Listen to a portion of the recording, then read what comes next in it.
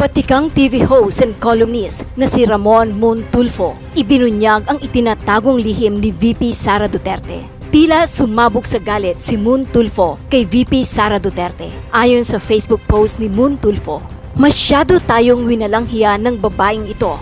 Ginago ang taong bayan sa kanyang accounting ng Confidential and Intelligence Funds o CIF. Biruin mo, maubos niya ng 11 days ang 112 million pesos ang CIF at ang mga recipients ay non-existent o gawa-gawa lamang.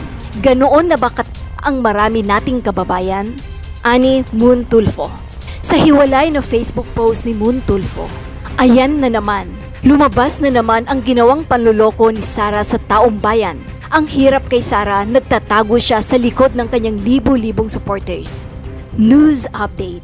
House Deputy Majority Leader Paulo Ortega V has revealed more suspicious names allegedly linked to Vice President Sara Duterte's use of 612.5 million pesos in confidential funds.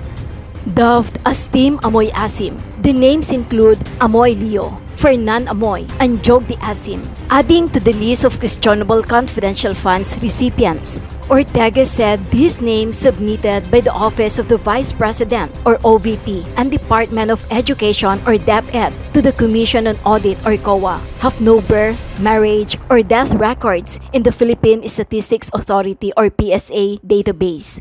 Una, chichirya, may cellphone at may prutas. Sumunod ang dodonggang. Ngayon naman, nandito na ang Team Amoy Asim. Kung sa listahan pa lang ay maasim na ang dating ng peking mga pangalan, paano pa kaya sa mga transaksyon mismo? Ortega asked. Ortega urged VP Sara to directly address the allegations.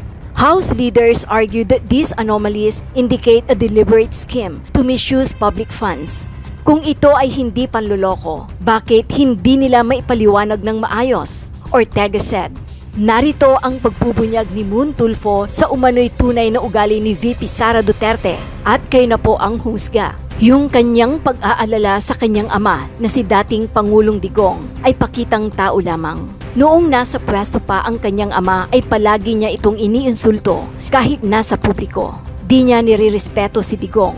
Nasaksihan ko ang pambabastos niya sa tatay niya, up close and personal, noong ako ay special envoy to China in the previous administration. Ani Moon Tulfo. Yusek, ano po reaction ng pala sa bagong revelation po ni House Deputy Majority Leader Paulo Ortega about sa confidential funds ng OVP? This time po, they dubbed it as Team Grocery because of the names Beverly Claire Pampano, Nico Harina, Patiting, and many more. Hindi lang po siguro ang palasyo ang medyo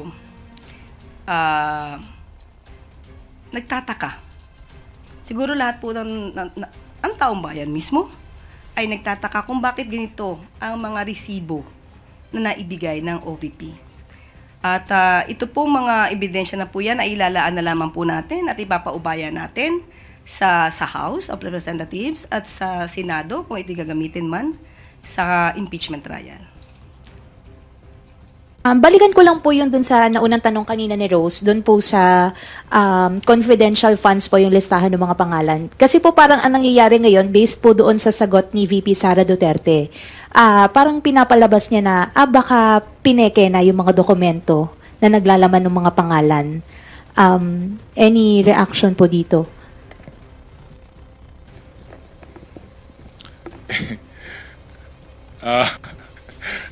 Hindi ko alam kung ano pang palusot o ano pang irarason nila talaga dyan. Sabi ko nga, masasagot na lahat yan sa ating impeachment. Pero may supporting documents po lahat. Wala po silang, kumbaga, wala silang pagkatao. Walang birth certificate, walang marriage certificate, wala ring death certificate. So, siguro talagang dun yung punto na lahat ng assumptions, lahat ng palusot, lahat ng mga tanong natin, lahat tayo nagtatanong, masasagot na po lahat. Magkakaroon na po ng liwanag. Good morning po. SP, may consensus na po ba ang buong Senado tungkol sa impeachment ni VP Sara? May sigurado na bang petsa kung kailan talaga magko-convene ang impeachment court? And also sa Sorsogon po, meron ba tayong anong team ang susuportahan ng NPC Sorsogon? Team ng administration ba or yung team suka ba yan? Meron ba tayong susuportahan na? Not. Hindi pa naman nagbabago yung sinabi ko mula nung simula. June 2 ang pinakamaagang masisimula ng impeachment dahil wala kaming sesyon. Pag walang sesyon, walang pwedeng gawin habang recess. Yung mga nangungulit na gustong may gawin kami ngayong recess, ibabalik ko ang katanungan sa kanila.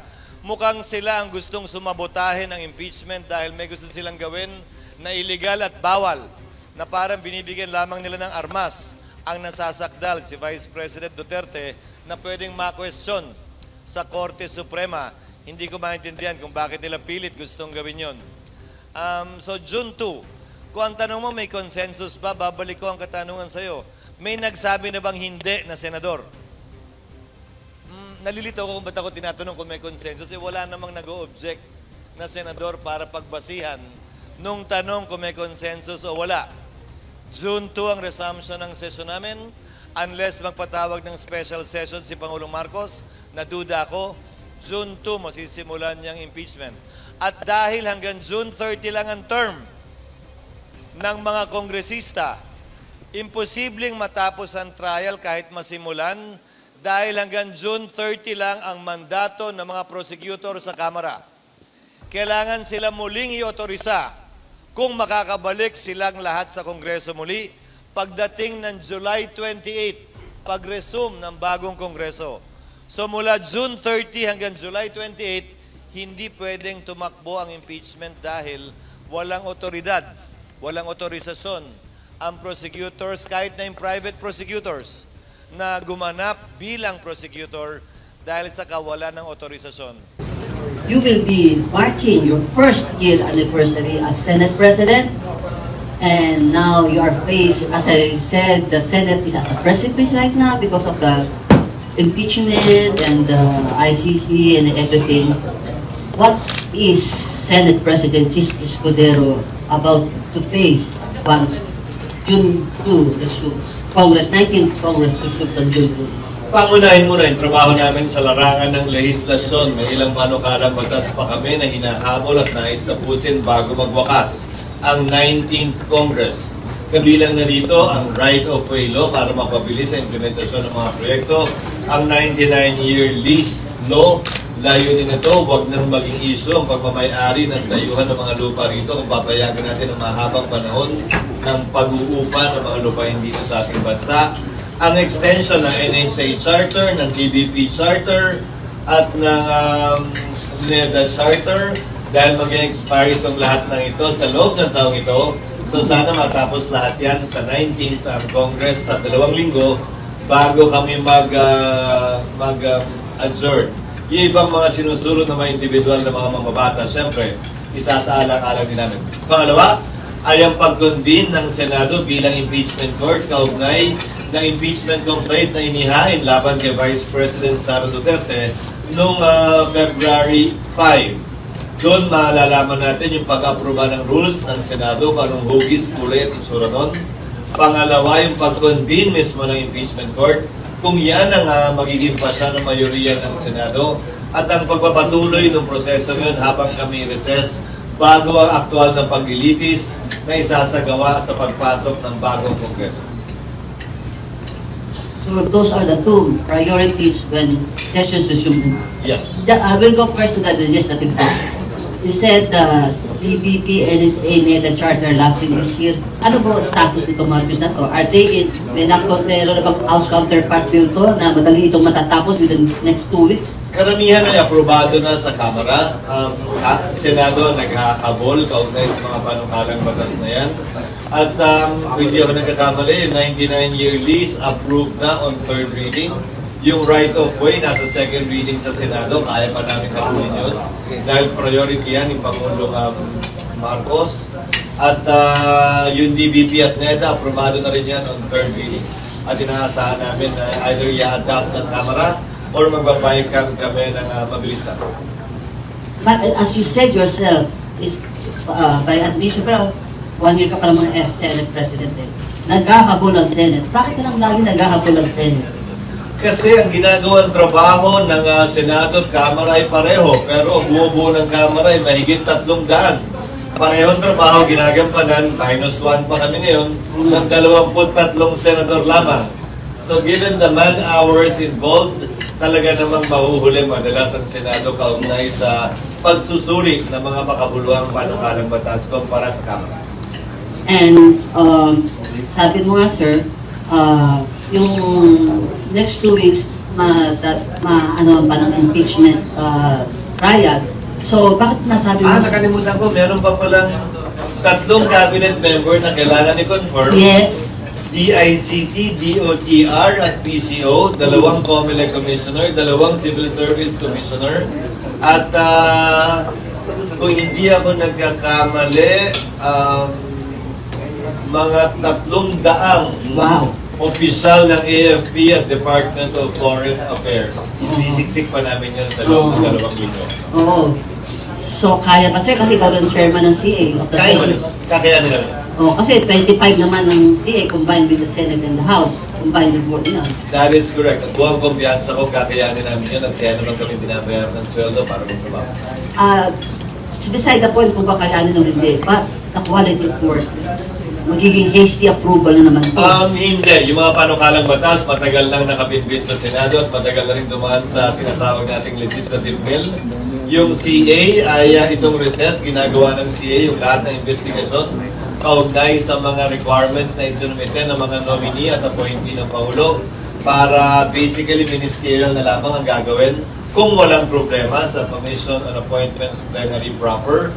At yung impeachment, magiging maikli din yun dahil itong mga nakarang linggo at susunod na linggo ay pinaghahanda na ng Senado yan at ng Senate Legal Team para makakapili na lamang yung mga miyembro ng Senado kung alin at ano ang gusto nila. And lastly, on the legislative bills, ito mga sinabi mong natitira pa sa legislative bills, are they in conformity or meeting their commitments in the LEDA? Yes, karamihan doon ay nasa LEDA. Yung mga binanggit ko ay nasa LEDA. May isa pa nga yung SEMEPA bill, pero alam ko, i-enroll na lamang yun. Anong SEMEPA bill? Amendments yun sa National Internal Revenue Code kung saan pinapagaang yung ilang buwis na binabayaran ng ating mga kababayan upang maengganyo silang maglagot pa ng pondo, hindi lamang sa stock market pero sa ekonomiya ng ating bansa. Ano sir, anong status niya? Aprobado na yun ng magkabilang BICAM. Ay inaasahan namin yan ay mabibirma ng Pangulo maliban kung may problema at ibabalik sa BICAM muli pag may iyahabol pang pagbabago. Yeah, napansin ko last week, BBM signed 10 bills, Congress approved bills, mga local bills sa LTO. Yung LTO na inuprubahan namin ay mahigit 50. So, unang 10 pa lamang yun. Ganun.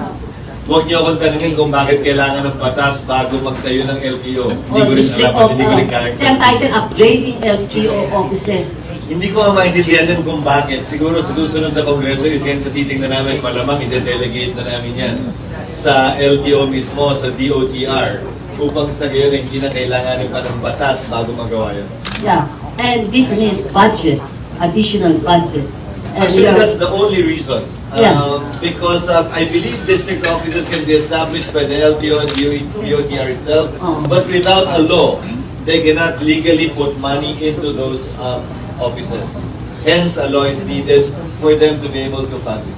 And you did not start it now because you just encountered it for the first time, that 50 bills, LTO bills, were submitted to you. So how can you look into that? Aprobado na namin yung 50. Siguro 3 lamang ang hindi namin inaprobahan.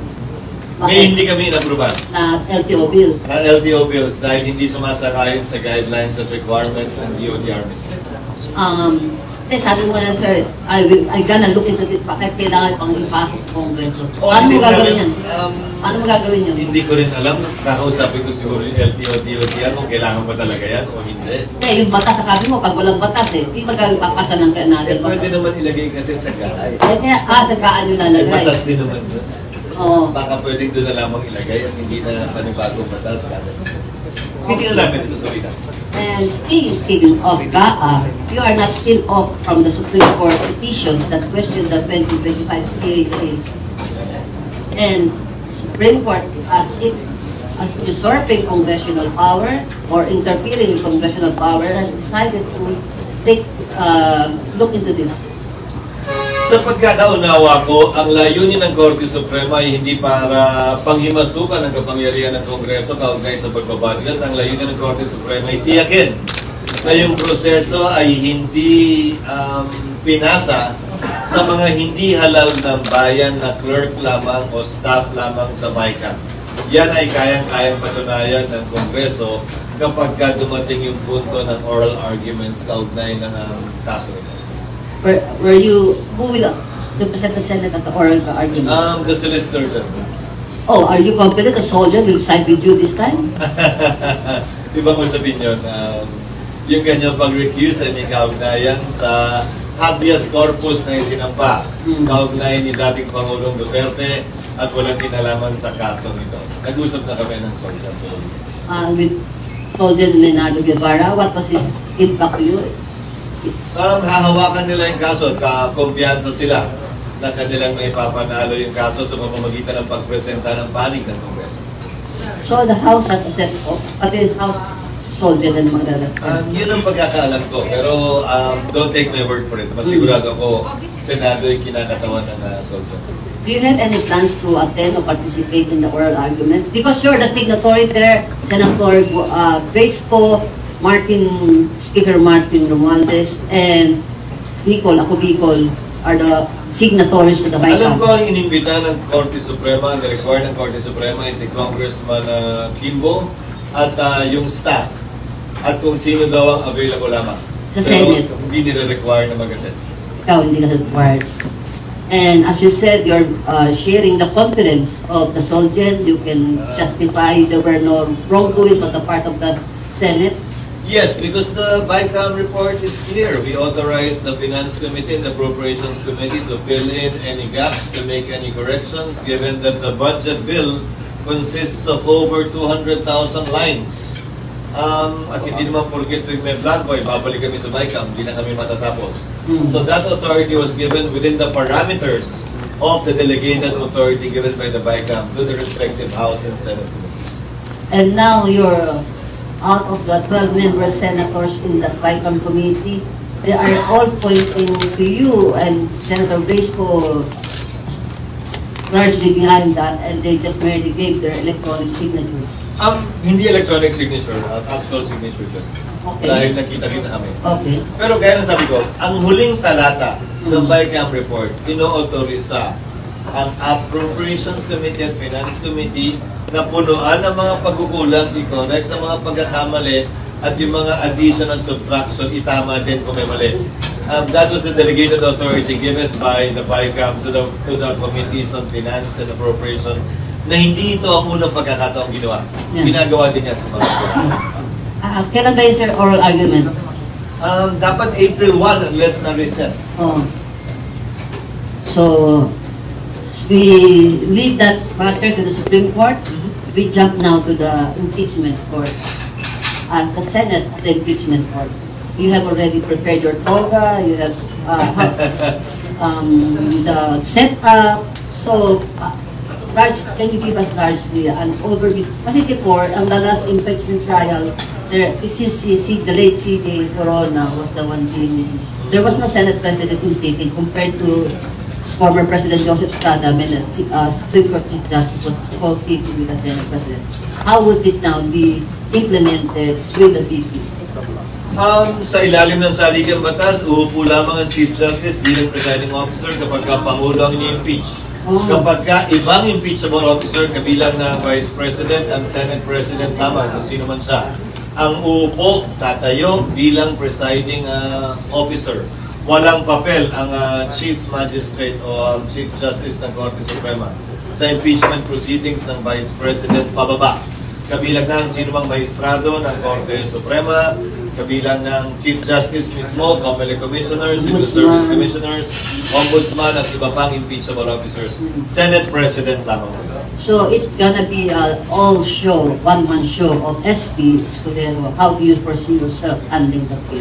Nag-aaral ng rules on evidence, ng rules on criminal at civil procedure, yun ang ginagawa ko ngayong recess, bagaman abogado ko, mas mabuti nang magsanay muli at patalasin muli yung mga kaalaman kaugnay sa bagay na yan. At yun din ang payong binitiwan ko sa mga miyembro ng Senado. At gayon din ang prosecution panel, bagaman mga abogado sila, lalo na kung hindi sila abogado, mas magandang magsanay, mag-aaral at mag-review muli. Mahaba pa naman yung panahon para makapag-review. And speaking of the House prosecution panel, they sent a letter to you and you already responded to that. We haven't responded to that. Sabihin na lang. So what is, have you officially responded to the request to start the impeachment process? We will answer it formally, pero dahil tinanong mo ako verbally, I will respond verbally. Si Congressman Nonoy Libana naman, magkasabay kami sa Kongreso pumasok noon. Hindi na para sa akin ituro sa kanya pagkakaiba ng pagkakaroon ng sesyon at pagkakaroon ng recess. Dahil isa rin ako sa sumulat nung ako'y unang kongresista pa lamang ng rules ng Kamara. Tulad lamang yan ng Senado. Otorisado ang Kamara. Nagka-quadcom, tricom, at kung ilang com nga sila na hearing sa House, bagaman recess, ganon din kami. Kahit walang sesyon. Walang kinalaman yun sa pwede at hindi namin pwedeng gawin kapag may sesyon. To answer him directly and in advance. Kapag may sesyon ang Senado, doon lamang pwedeng magpresenta sila ng articles of impeachment at doon lamang din pwedeng i-convene ang impeachment court sa pamamagitan ng pagsusumpa ng mga miyembro ng Senado. That can only be done when Congress is in session. Hindi yan pwedeng gawin habang recess. At klaro ang pagkakaiba nung dalawang yon sa pag-conduct ng hearing ng Senado. Hindi na kailangan i-memorize yan. At alam na dapat din yan. But kung nagkakaliks-tenix siya, sige, sasagutin namin. In due course, we will answer his letter. Although I think he already knows the answer. Siguro pagkakataon din yun para mag-enter sila ng appearance sa Senado, which we welcome. In so many words, you are saying to fellow lawyer, fellow lawmaker, study first your rules, same way you told Makabayang Black. On page 2 of the very motion they filed, Page 2. they quoted the rules of the Senate that said, after the presentation of the articles of impeachment and once the court is convened, the writ of summons shall be issued. Kinote pa nga nila eh. So ang tanong ko, na-present na ba nila yung articles of impeachment in plenary? Na-convene na ba yung court? Hindi pa naman eh. Hindi pa rin pwede yung writ of summons. Ngayon, kung gusto nila makipag-debate, huling payo na lamang siguro, natutunan ko, bata pa lamang ako, sa kakamadali, minsan lalong nagtatagal. Baka mamaya, binibigyan lamang nila ng dagdag na rason at armas ang nasasakdal, ang dinedemanda nila, ang ini-impeach nila, para questionin yung proseso sa Korte Suprema. I would rather be more prudent and more closely faithful to what the law provides than go through these experimental procedures that they would want us to do at this point in time. These congressmen who are so pressing you so much to start the process are also saying the same things na if you can do your own public hearings like the PATCO, the TRICO, you can do also with the impeachment. So it cannot be done. It cannot legally be done. Hindi po siya po pwede dahil walang sesyon ang Senado. At yung forthwith na yan, hindi pa ba sila nagsawa yan? Forthwith was decided upon by U.S. authorities to mean reasonable time, hindi immediately. Forthwith was discussed by the late former Senator Santiago in a debate with the late former Senator Rocco when she said, it does not mean immediately at well, it is to be determined by the circumstances. Forthwith, as experienced by the Senate before. Sa kaso ni Chief Justice Corona, Isang linggo pa bago nag-adjourn ng Senado sa kanyang Christmas recess, hindi tinalakay noong December 13, nung pinalyan, tinalakay January na. Sa kaso ni dating Ombudsman Gutierrez, isang buong araw pa bago nag-adjourn ng Kongreso ang Senado nung pinalyan, hindi rin tinalakay, nag-adjourn ng 1.5 buwan, tinalakay nung nag-resume na ang Senado. Itong recess na ito ng Kongreso dahil mag-e-eleksyon, mas mahaba kumpara sa mga dating adjournment ng Senado at ng Kongreso. At ito yung pinagkasundan noong July pa, bago pa naging katang-isip ang impeachment na ito. Walang rason para baguhin namin ito. At bilang ulit paalala kay Congressman Libanan, ang nakalagay sa Konstitusyon sa Senado ay forthwith na in-interpret nilang immediately. Ang nakalagay sa rules ng Kamara mismo, immediately. Pag-file ng impeachment complaint, dapat immediately i-refer ng Secretary General ng Kamara sa Speaker. Inupuan ng Secretary General ang 2.5 buwan yung 3 impeachment complaint na inihain noong Desyembre pa. Kung yun ang definition nila ng immediately, ba't nagbabago yung definition nila ng forthwith at immediately pagdating sa Senate? Nasabi ko na rin ito dati, refer na lang ito. Sa haba ng explanation mo, hindi nakaka-capture yung ano. Anyways, they want the soundbite. Short, clear, and sweet. Anyways, you have been tackling these matters naman with your fellow lawmakers without the benefit of the media, your telegraphy, or your conversing with them through media. Have you sat down with these people para hindi nag-aaway doon, nagdidebate sa media? Sino ba nagdidebate sa media? Kasi nga, back and forth. Tapos sabi mo, hindi naman lahat nasasabi, inuulit-ulit ito na. Nagsalita na kasi kami, humigirit pa. So, okay lang naman. Sasagutin namin. Karapatan naman nila yun. Does that deserve a sit down and talk with each other? No. Because now that a case has been filed, it would be unfair for me or the Senate or anyone from the Senate to sit only with the House. On the part of the legal counsel or representation of the Vice President, they are awaiting the outcome or result of the petition they filed before the Supreme Court, and therefore, it would be more prudent for them not to join any such meetings. So it would be unfair to simply meet with one side and not the other side. Pero I agree with you with your point na you ought to be more prudent and following more faithfully the laws of the land or the rules rather than risk everything just to keep themselves in the media. I mean, those saying those things in media. Anyhow, kumpara natin. Final sa ICC ang kaso laban kay dating Pangulong Duterte. Wala namang recess ang ICC. Pero in-schedule nila yung pagdinig ng September. 6 na buwan. Final ng Pebrero. Sabi ko, yung trial magsisimula ng July, pero yung preliminaries, mga pre-trial procedures, gagawin yan sa Hunyo. May recess pa kami nung lagay na yun. you're talking now with the Senate. So kung susuriin mo, reasonable yung panahon yun, hindi kakaiba kumpara sa practice na sinusunod ng iba't ibang korte sa iba't ibang parte ng mundo. May mga nagmamadali nga lang at may mga hindi nagmamadali. Pero ulitin ko, gamitin sana nilang panahon ito para mag-aral. Ang paghusayan ng ebidensya ang ipepresenta nila sa amin dahil hindi kami papayag malamang na pagpaliban ng panumang panahon para sa kanila sa haba ng panahon ito na binigay namin sa depensa at sa prosecution na maghanda sa kasong ito. Tatagalogin din kita, kala mo ha? Hihirapan na ako sa transcribe. Translate as you write. Naiisip mo ba na parang sinasabi mo nga, parang sinasadya nyo bang pahinain itong kaso kay BP? You know very well the rules and yet you keep on insisting your... Sinabi ko na yan. Nagbibigay lamang sila ng dagdag armas, rason at basihan na questionin yung proseso na sinasagawa namin. Hindi ko sila pinapaboran. Hindi ako tutol sa posisyon ni Vice President. Ginagawa ko lang ng tama yung trabaho ko ayon sa nakikita kong tama at naayon sa batas at mga desisyon ng Korte. Yung nasa question ko, do you entertain in your thoughts, in your na itong house na to, dati mga Duterte allies naman yan eh. Alam mo na yung political natin. The next administration, talagang parang may behind those, there's the motive of weakening the case. Hindi ko pinag-iisipan at hindi ako nawawala ng tulog para pag-aralan at alamin kung bakit sila gigil na gigil. Hindi ko na mag-aaksaya ng panahon niya. Oh.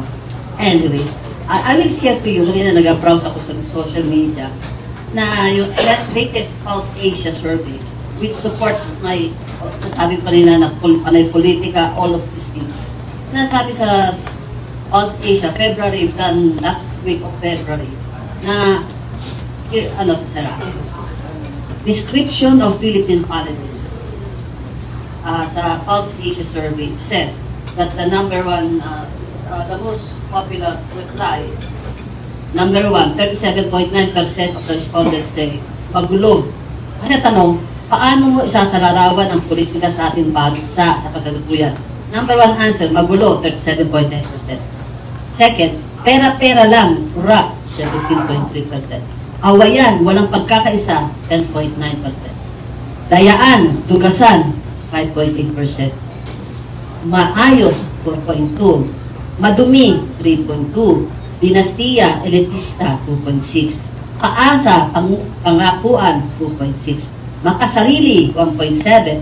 Agawan sa pwesto, 1.4%. Mahina ang pamahalaan, 1.4%. Nanumbalik ang kriminalidad, 1.3%.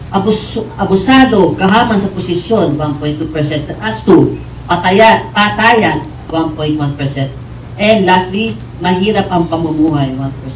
Parang walang kinalaman sa politika yung ibang sagutan, wala nang kinalaman sa politika. Aristotle defines politics as the art of convincing other people.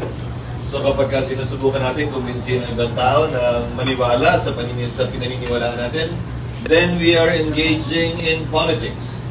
Kapag hindi sumasang-ayon yung kinukumbinsin natin, and then magkakaroon kayo ng palitan ng pananaw, tagisan ng talino, at sigawan pa siguro o away. Sa totoo lang, sa karanasan ko rin sa larangan ng politika, kailanman hindi naman naging maayos at hindi magulo ang politika. Pero huwag kayo mag-alala, hindi naman tayo nag-iisa. Mas malayong magulo pa ang politika sa ibang bansa. Halimbawa na lamang sa Estados Unidos, kumpara dito sa Pilipinas. Pero, ang mahalaga, sa kabila ng anumang kaguluhang sinasabi nila, sa kabila ng anumang away at pangayan na sinasabi kaugnay ng politika, ang importante, hindi tayo nagsasakitan, hindi tayo nagkakapisikalan, at hindi umaabot sa puntong lumalabag tayo sa batas, masunod lamang ang ating gusto. There is a constitutionally protected right to petition government for redress of grievances, which is protected. Pwede tayo magreklamo hanggang gusto natin at tinanayos natin sa ating pamahalaan. Basta, hindi tayo nagkakasakitan, wala tayong naapekto ang ibang tao, hindi tayo lumalabag sa batas, at tumutupad tayo sa ating alituntunin at tungkulin bilang miyembro ng lipunan. Okay. Pero iba doon, nangyayari sa politics at batayan. And speaking of politics, we will have more of ongoing na nga more of it on March 28 when the local campaign starts. Sa kasaysayan ng Pilipinas, kung susuriin nyo, mula nung inamyendan yung batas na nagsasabing pwedeng mag-substitute ng kandidato hanggang tanghalian ng election day. Mula nung pinasayon, malaki ang binaba ng insidente ng patayan kaugnay ng politika. Dahil pwedeng palitan hanggang noon of election day. So hindi mo ikakapanalo kung patayin mo yung katunggali mo. Baka magka-sympathy vote pa at lalo ka pang matalo. Yung simpleng amendment ng batas na yun nagdulot ng malaki at malawak na kapayapaan sa totoo lang sa ating bansa kaugnay ng eleksyon at politika dito. And automated na tayo.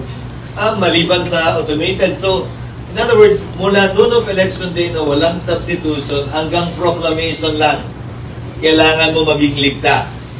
Kasi pag may nangyari sa'yo sa pagitan ng noon of election day, 1201, at bago ka maproklama, hindi ka na pwede masubstitute. Yeah. So, na mabilis ang eleksyon na automated, yung panahong yon umikli pa lalo. So, mas lalong naging maraming ligtas kaugnay sa init ng politika at halaga. Sir, mababalik tayo sa impeachment kasi yung 12 new senators, half of the, sabi mo mag-study, paano ngayon yan, yung 12 new, klaro mo na kung tama yung naiintindihan ko. Kasi sabi mo, when you resume on June 2, you will decide whether to convene as impeachment court or not. Kasi given the fact na may 12 new senators and re-election is nandito naman. Ano ang pinaka-most likely mangyayari? Most likely, i-approve yung rules. Most likely, ko-convene yung impeachment court. Most likely, i-issue na yung summons bago pa matapos ang 19th Congress. Pero dahil may pre-trial procedures at merong period to answer ang nasasakdal at ang prosecution, magsagutan sila. Ang trial will most likely commence after the 20th Congress convenes on July 28. So malamang magsimula yan ng July 29 o 30 dahil ang 28, alam naman natin. So, ano yung, pwede sila mag-study from yung mga bagong... Mahaba pa naman. At karamihan naman ng mga namamayag pag sa survey ngayon ay maliban sa 2 o 3 yata, ay datihan ng miyembro ng Kongreso at Senado. Yes. And speaking of re-electionist senators, one of your re-electionist senators, Senator Bato de la Rosa, just enlighten us. Senate President, understandable, may mga security escorts siya. Pero yung ordinary senators, how many are they entitled to?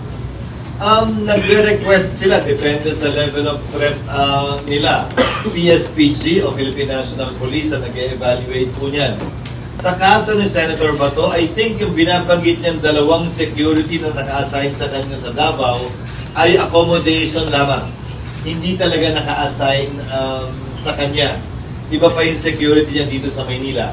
Pero kung sakasakaling mangailangan ng tulong si Senator Bato, nakahanda ang Office of the Sergeant at Arms na bigyan siya ng tulong at asistensya kung meron siyang pangamba kaugnay ng kanyang seguridad. Bahagi yan ng mandato at trabaho ng Office of the Sergeant at Arms o OSAA ng Senado. Bakit? Napakalaki pa ng OSAA mo, sir? How many personnel ka ba doon? Hindi naman. Siguro humigit kumulang 80 ang personnel ng OSAA at pwede pa kami mag-deputize ayon sa pangailangan ng sino bang senador. For, sabi mo sa Maynila, 2 rin din pa to? Senator Hindi ba ko to? kabisado Anyways. Depende yan sa kada senador. So, for ordinary senators other than Senator Bato, ano ang regular number? Ako, nung una, noon, isa lang naman. Oo. Wala pang career year. Oo. And these are all So, depende yan sa kada senador. Pardon me for saying this, and these are all taxpayers' money. Kung police, hindi siyempre soldatong dati ng gobyerno. But they Lalo can- na kung PSPG. But they can hire their own if they want to, di ba, sir? Yes. They deputize Hire their own. O saan na magde-deputize sa kanila? Yes, pwede. Opo. And about the other re-electionist senators, are you in any way joining the campaign because they're fellow senators? Hindi ako naimbitahan din. Pero pag nagpunta sila sa aming lalawigan at nandun ako, malamang sasamahan ko sila. Magiging host ako doon, dahil lalawigan ko. So doon lang sa province mo, ikaw magtutulong for support? Ayoko naman ipagsumiksik yung aking sarili kung hindi naman ako naimbitahan. Wala bang power ang Chis Escudero to get votes? Meron naman siguro. Hindi para sa akin na sabihin yan, malay mo makabawas din, hindi natin alam. Mas alam nila yan. Mas nalalaman nila yan kaysa ako. Kaya ba hindi ka iniimbitahan? O baka dahil napakahaba na rin ng programa, isipin mo na lamang. Sa 12 kandidato, o 11 lang siguro, hindi ko na alam kung yung bilang talaga, times 5 minutes mo na lang, dati ng 1 oras yun. May intermission at entertainment number ka, magsasalita pa ang Pangulo, so sa kabuuan, 3 oras na yun. Kaya pansin mo, wala silang pinapasalitang lokal na opisyal sa mga rally ng alyansa dahil kung hindi, hahaba na ng mga 6 at hanggang 8 oras yun. Tama-tama lamang yung 2 to 3 hours, maximum na yung 3 hours siguro, sa anumang political rally. Perhaps this is my last topic before I open into the program. Yes. Marami sila. I'm just curious because yesterday, since you fair to believe a Philippine Star set a story about you saying, commenting on, you having received a letter from the PS Bersamin asking or invoking the executive privilege. But that was a day after or 2 days after the hearing. And Senator Amy, you said, but also received the same In the letter. morning of the year. In the morning of Of the year. the hearing. You received. So, what do you make out of it? may sulat man o wala, bahagi ang executive privilege sa batas natin dahil desisyon ng Korte Suprema yan, kaugnay ng EO 464 ni dating Pangulong Arroyo. Yeah. So, sinight man nila o hindi, nalalaman naman namin yun. But it can only be invoked once a question is asked. Na in-invoke naman nila dun sa pagdinig, na ginalang naman ni Senator Aimee. Nung in-invoke ni Secretary Boyeng Remulla, yung executive privilege. Yes. And so in other words, even without that letter, executive privilege could have been invoked by any secretary during any hearing. yes.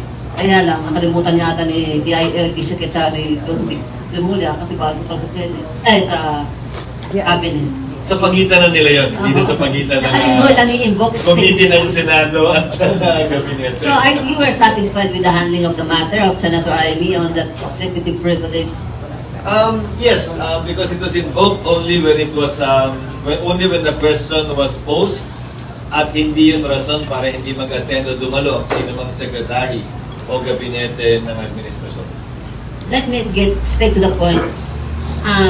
You think our sovereignty was compromised with surrender, quote-unquote, of former President Duterte to ICC?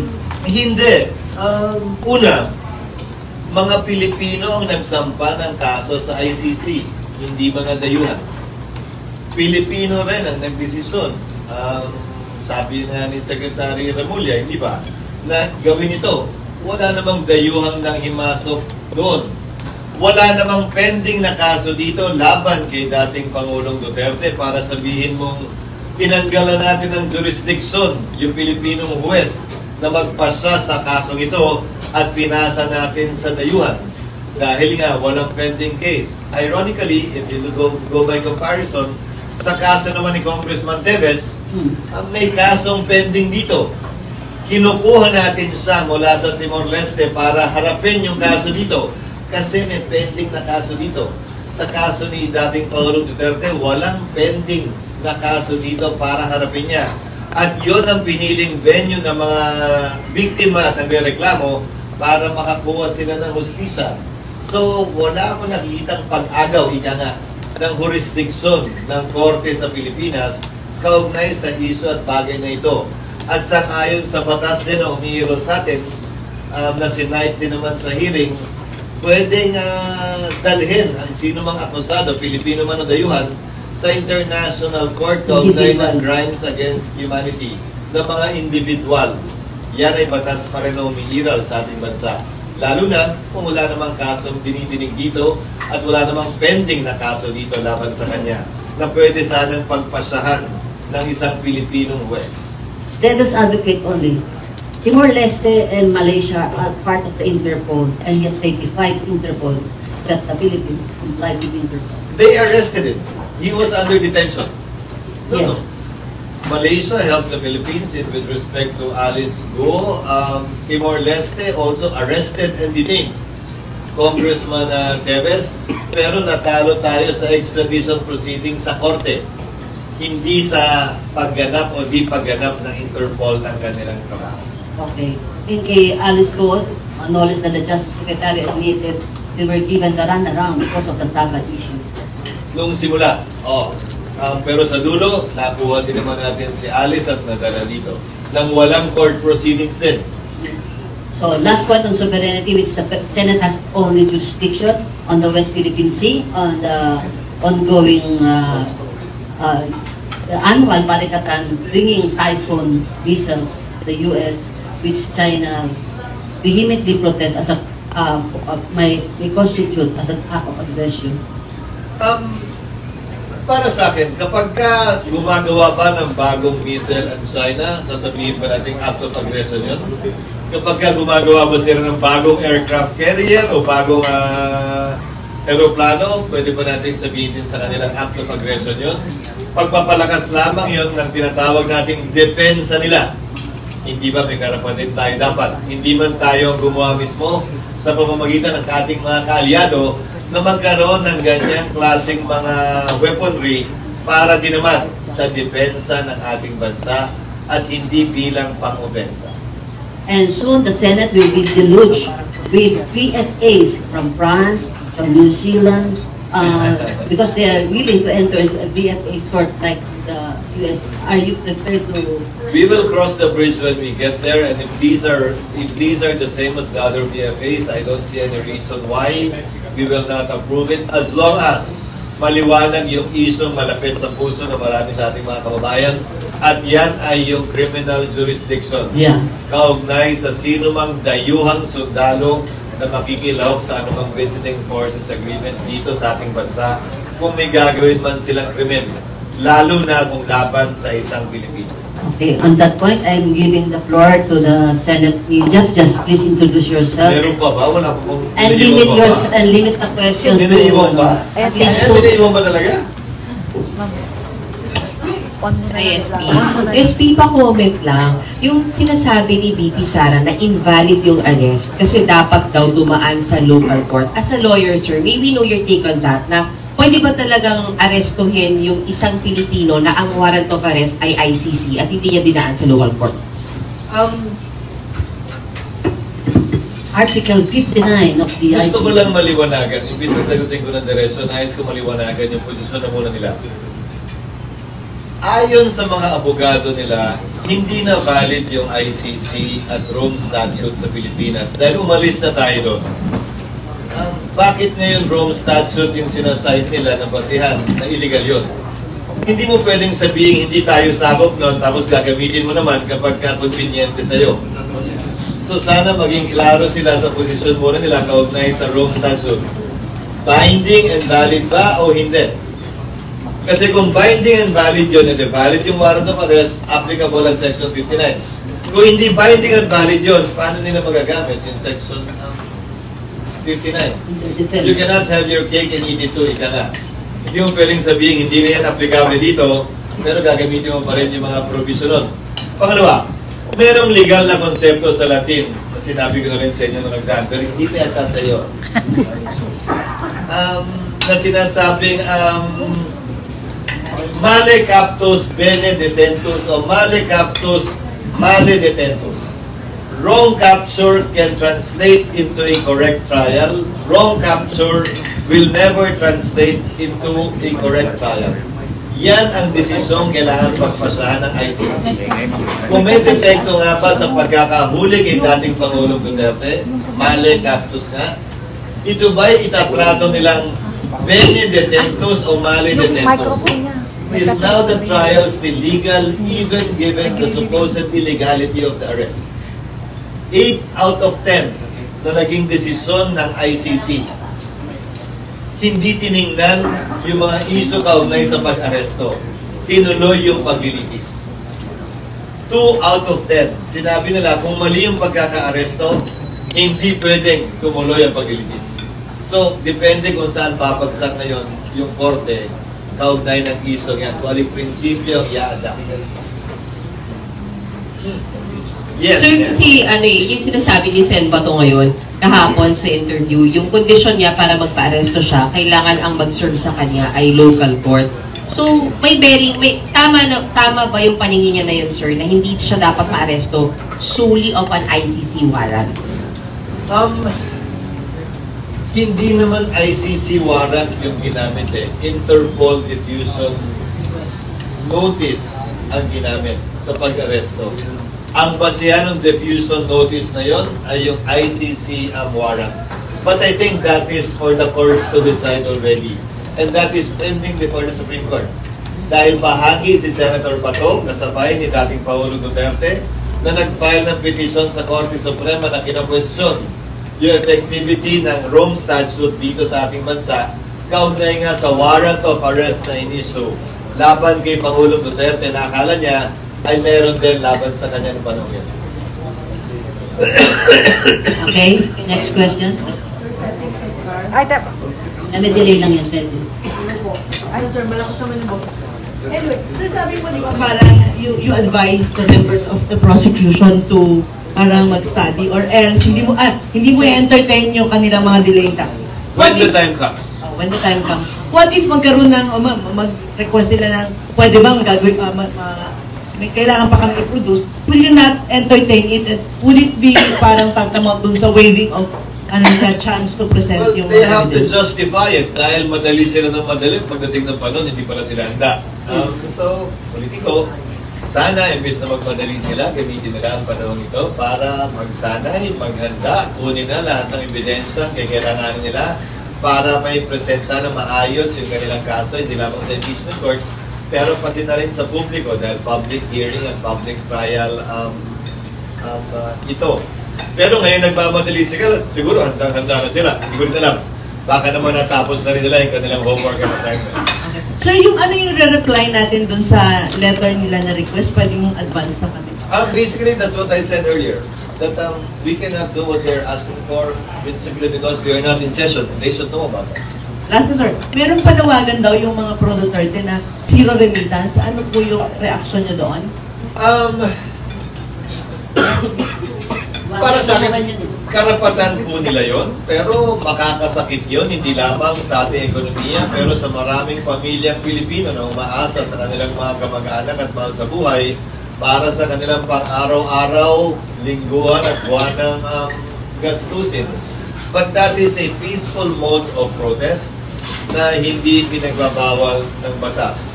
Kanya nga lang, siyempre, makaka-apekto yun sa ekonomiya at personal na mga pangailangan ng marami sa ating kababayan. May birthday message ka ba kay President Duterte this Friday? Well, ipapanalangin ko siyempre kanyang kaligtasan sa malayong bansa. Kaya din ang paghilom ng anumang sugat sa kanyang isip, puso at pangatawan man upang maharap niya itong panibagong hamon bagaman siya ay medyo may edad na naman sa kanyang buhay. Na paniniwala ko, nakahanda naman siya ayon din sa mga binitiwan niyang salita. Itong mga nagdaang buwan at taon kaugnay sa pagkukuha ng ultimate responsibility sa kanyang mga ginawa nung siya'y presidente pa kaugnay ng drug war. Hi sir, Imor po of Newswatch. Sir, would you say na waste of time na po yung ginawang filing kahapon? Because makailang ulit nyo naman na pong in-explain na hindi po pwedeng gawin tong mga bagay na ito kapag hindi in session ng Senate. Hindi naman, may karapatan silang gawin yun. At recess naman, dagdag lang sa trabaho namin para sagutin yun. Pero bayad naman yung sweldo namin para gawin at gamparan yun. Hindi ko sasabihin waste of time. Baka calisthenics nga ito. Baka exercise lang para pagdating ng June 2, medyo limber na at saka nakapag-stretching na sila. But at least they already entered their appearance before the Senate in connection to the impeachment complaint. So now we know who to write letters to, who to send notices to, at kung anong address ipapadala yun kung may kailangan mang gawin ng Senado. Nagawa na rin ng Senado yan sa mga abogado ni Vice President Duterte nung pinurnisya namin sila ng sulat na binigay namin kay Vice President Duterte.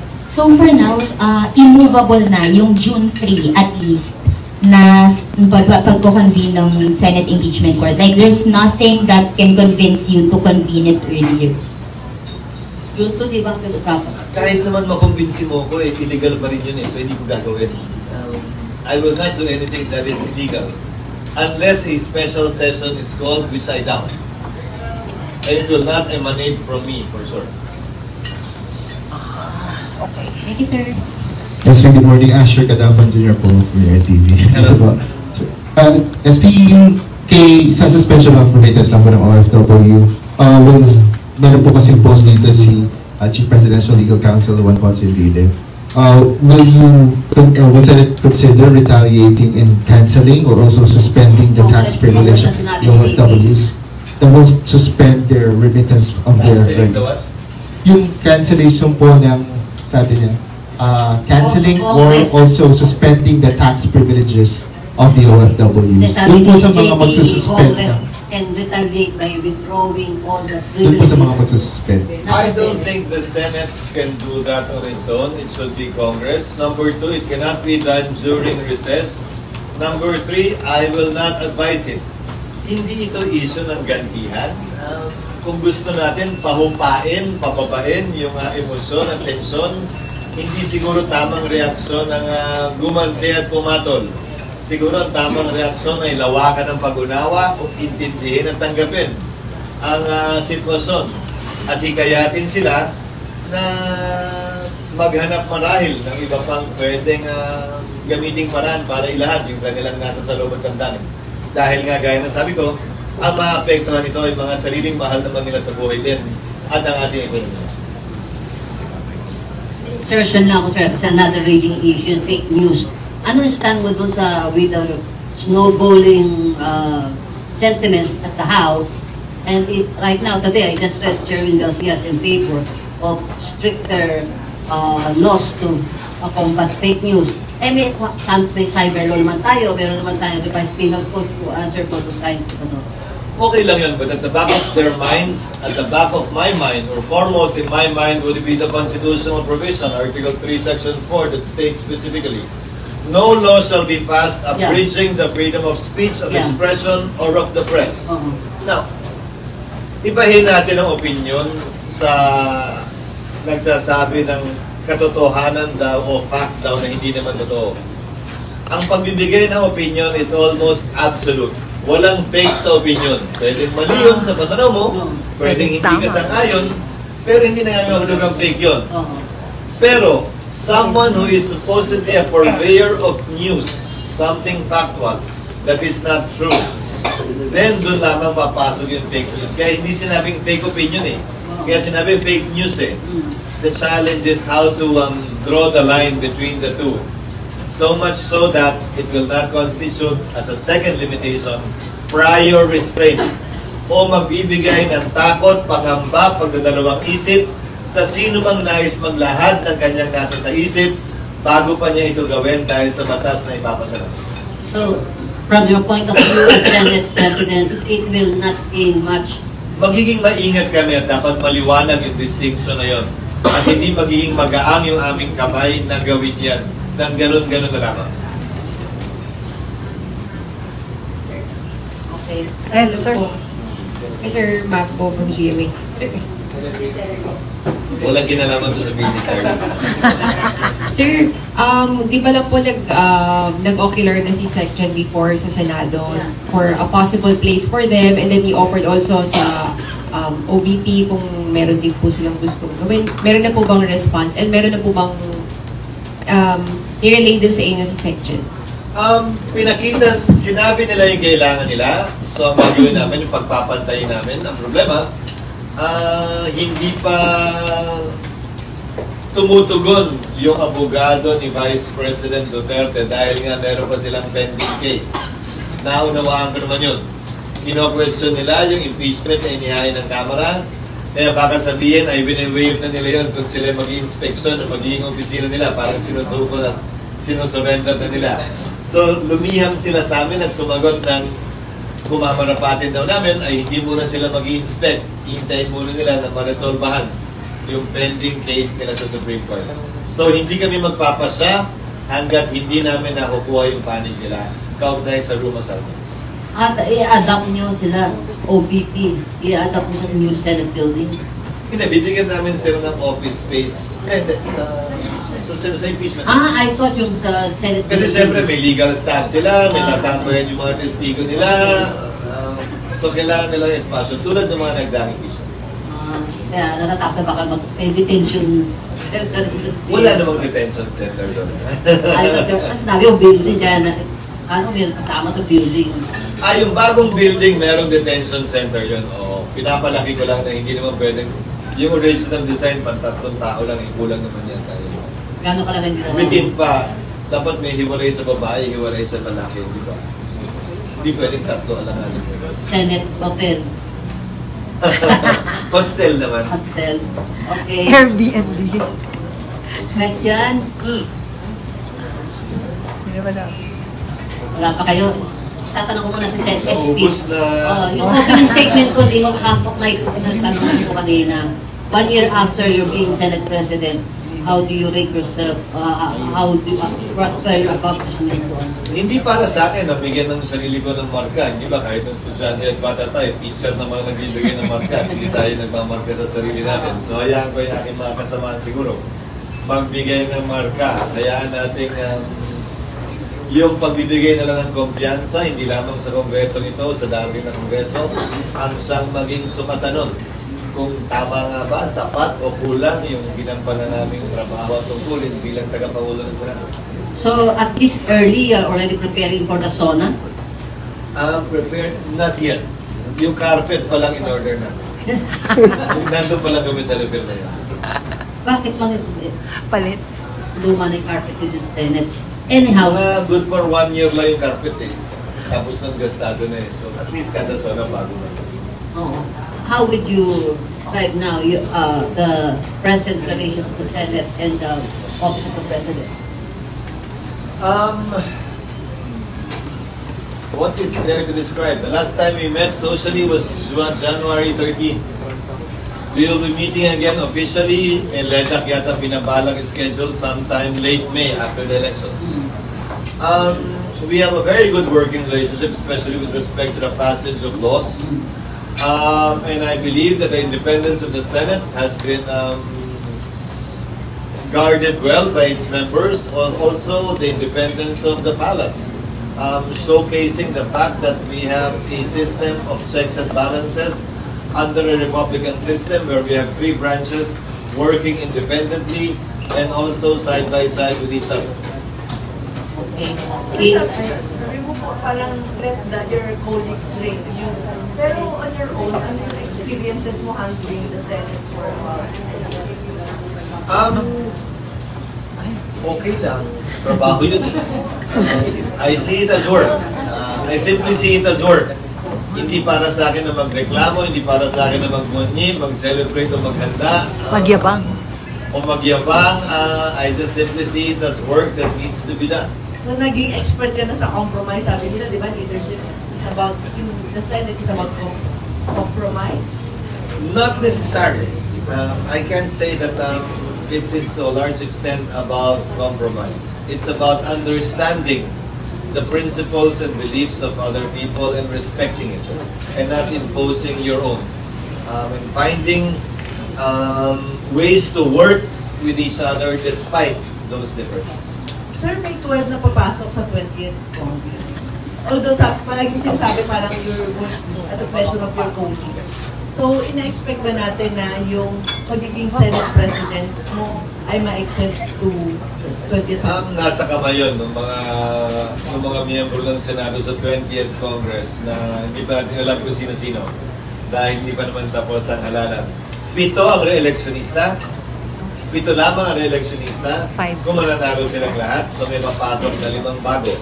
Bagong mukaman o datihan na sa Senado, malalaman natin yan pagkatapos pa lamang ng election. I think the best time to answer that question would be after the elections. Pag nakita natin yung itsura at mga pangalan na mapasok sa 20th Congress. Last na, lang ako may Sir, di ba nagkakapalit-palit na parang hindi na natin Sen ID ng alyansa, tapos parang may iba pa na parang paalis. As an expert in the election, how would you assess that? Ako nga rin, di nag-a-attend ng alyansa. Ikaw naman, hindi naman ibig sabihin, hindi ko sinusuporta. Hindi ka naman kandidato, sir. No? Hindi naman nag-a-attend. Nasusurgot nga lang daw. Turo sa akin ng lolo ko, huwag kang pumagitna sa hindi pagkakaunawaan ng magkapatid. Sa dulo, magkakampet, magkasundo sila, kaaway ka na nila. Kaya nating resolbahan nila ito sa pagitan nilang dalawa. Mahaba pa naman ang panahon bago mag-eleksyon. At buo ang paniniwala ko na mas lilinaw ito sa mga susunod na linggo. Lalo na may Holy Week pa na makakapagmuni-muni ang lahat. So parang hindi na kahit hindi binanggit ni Presidente si Sen Amy dun sa huling dalawang election ay... Hindi ako magugulat kung susunod ay banggitin naman niya. Hindi ako magugulat kung susunod, hindi ulit. Ganun lang siguro ang relasyon ng magkapatid at magkamag-anak. Kaya ayoko maging masukan yung pumagitna ro. On a light note to end our conversation today. Meron ka? Sige. Isa na lang. Sir, SP, yung rules of impeachment, how is it shaping up? Tapos na ba, sir, yung pag-aamienda ng rules? Sir, yung concern na kung gano'n siya kaaga yung lahat ng impeachment. options sa pag-aamienda, inaayos na namin. Lahat ng options, ipepresent na namin together with its pros and cons sa mga miyembro pagdating ng June 2. At pagbobotohan namin yon o mag-arrive kami ng consensus kung ano magiging hugis ng rules of impeachment. Sir, ganun pa rin para sa inyo. Morning yung impeachment, hapon yung session. Schedule lang yun eh. Schedule lang yun eh. Still fluid, sir. It's fluid. Kasi pag ginawa mong hapon, limitado yung session namin yan. Mas gusto kong limitado at time-bound yung trial at yung session namin, alas 3 pa rin ang hapon. Para ganun din sa camera, yung mga prosecutors, makaka-attend pa rin ang session. And the proposed calendar still is, it ends in October, the impeachment trial.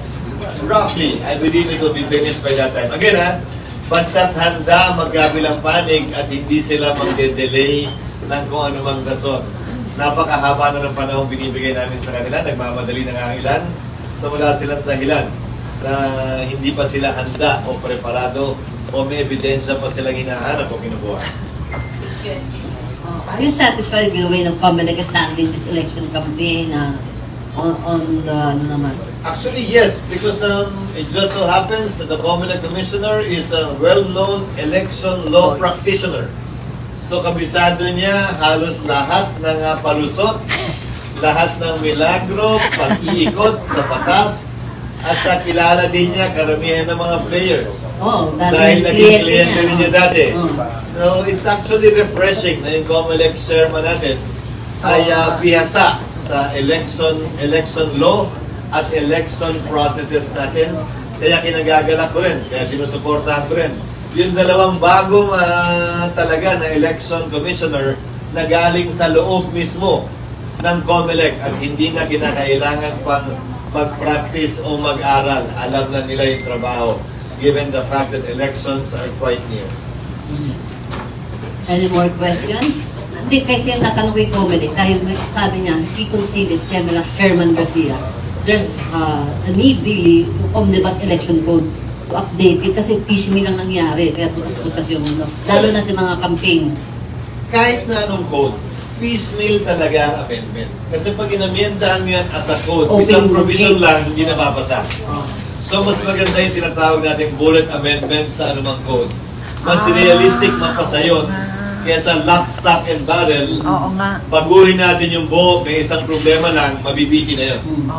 So by experience, a bullet amendment is by far more practicable and convenient with respect to long codes that was passed by previous Congresses. And some of the, pwede namang administrative na ng Comelec, di ba? Kaya-kaya na ng Comelec din, administratively. You're correct. So, if you have no other question, can I ask this light question? How is Mrs. Hart Evangelista Escudero taking all these pressures for you? Actually, wala siyang pressure na nararamdaman ka okay ng trabaho ko. Yung pressure sa trabaho niya, nararamdaman niya. Kanina, gumising siya ng alas 4, umalis ng alas 6 dahil may shoot siya. Nung nakarang Lunes, ganun din. Gumising siya ng alas 5, umalis ng alas 7 dahil din may shoot siya. Nung nakarang Biyernes, ganun din. Ako nga yung nakakaawa. Nasa bahay na lang palagi at naghihintay. But your wife has to go travel abroad frequently, especially aalis din siya sa darating na linggo, papuntang Greece din. O may iwan na naman sa bahay. Inignore mo ka na, sabi ko sa'yo, kahapon nakita ko siya sa social media na inakantahan ka niya and you were just looking at her. Alin yun? Hindi ko maalala yun. Kasi hindi mo tinitignan ng post niya. Nagsisteps kasi ko palagi sa bahay. Doon ako nagsisteps. Ano yung step? Walking. Okay. Anyways, good luck to your Senate President coming June 2, the war at the war, the impeachment proceedings on June 2 and the rest of the legislative bills that you have to pass. And if it's not, sigurado ko, i-ambus interview ka ng mga ito. Bibigyan mo kami ng jacket, sir. Okay. Thank you very much, Thank you, sir. Thank you, sir. Hope to invite you when you are available again. Kwentuhan na. Off. Mag-subscribe at i-click ang notification bell para sa mga susunod na video updates. Maraming salamat po.